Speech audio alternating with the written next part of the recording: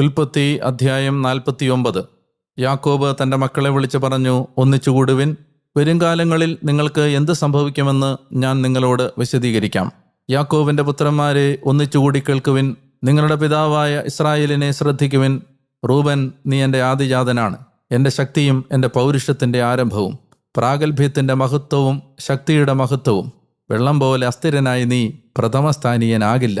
എന്തെന്നാൽ നീ നിന്റെ പിതാവിൻ്റെ കിടക്കയിൽ കയറി, അതെ, എൻ്റെ ശയ്യ നീ അശുദ്ധമാക്കിയ കയറ്റം.